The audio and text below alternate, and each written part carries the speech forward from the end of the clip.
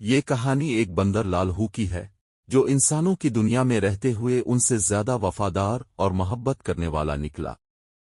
کسی دور افتادہ گاؤں میں بی بی حلیمہ نامی ایک بوڑھی عورت اپنے شوہر جان محمد اور 3 بیٹیوں زینب، حنا اور مریم کے ساتھ رہتی تھی۔ جان محمد ایک مداری تھا جو اپنے بندر لالہو کے ساتھ گاؤں گاؤں تماشے دکھا کر گھر چلاتا تھا۔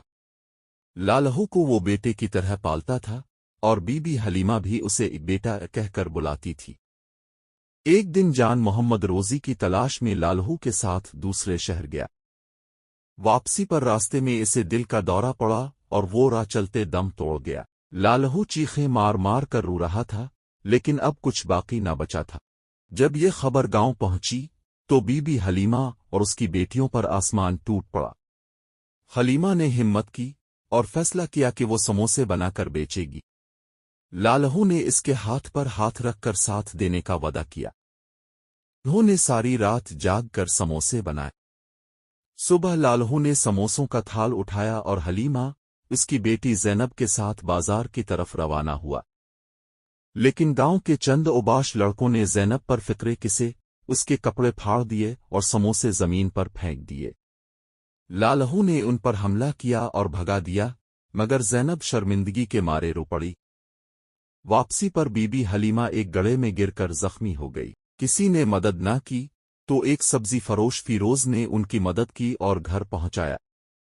ڈاکٹر نے بتایا کہ بی بی حلیمہ کی ٹانگ ٹوٹ گئی ہے، اب وہ 3 ماہ بستر پر رہیں گی۔ لالہو نے فیصلہ کیا کہ وہ اب کمانے نکلے گا۔ بازار میں سب اسے تماشا سمجھتے رہے، کسی نے اس کے ہاتھ کے بنے سموسے نہ خریدے۔ مگر ایک روز ایک ہمدرد مٹھائی والا سیٹھ عزیز نے اس کے سموسے خریدے اور کہا، روز مجھے دے جایا کرو۔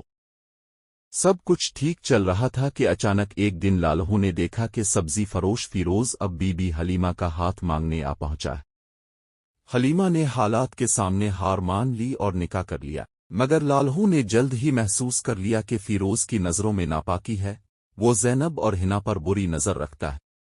لالہو نے اپنی بہنوں کی شادیاں کرانے کا فیصلہ کیا۔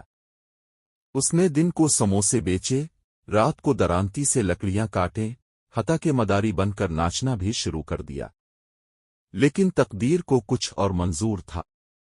لکڑیوں کا ڈھیر ایک دن جنگل کی آگ کی نظر ہو گیا۔ جب لالہو گھر واپس پہنچا تو ایک خوفناک منظر اس کا منتظر تھا۔ فیروز زینب کو کمرے میں گھسیٹ رہا تھا۔ لالہو نے فوراً درانتی سے وار کیا اور بہن نے بھی لکڑی سے حملہ کیا۔